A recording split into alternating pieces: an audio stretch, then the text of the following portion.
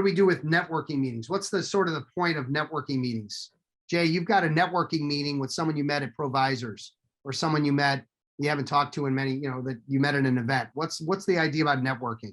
What are we doing there? The idea is first of all, get them to talk about their practice and what they do. So you can, figure out how you can help them.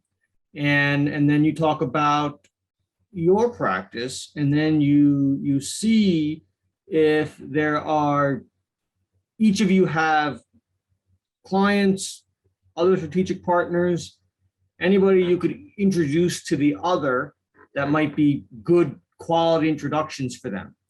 Yep.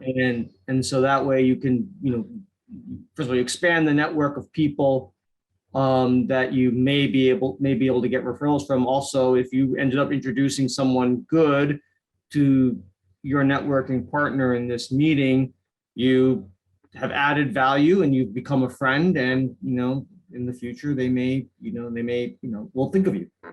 Yeah. And one of the biggest aha moments that I had, and that my clients have, and maybe you've had, has been that if we can network with intention, we can network with a purpose of not only building relationships, but seeing how we can help others, how they can help us, if that makes sense. You determine if that's 1 meeting, 2 meetings, 3 meetings.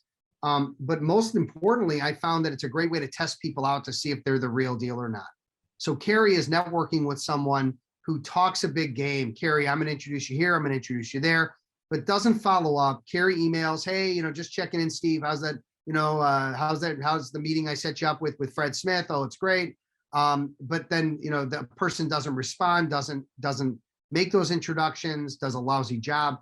It's a great way to test out, is this someone I want to continue to follow up with in a meaningful way or not?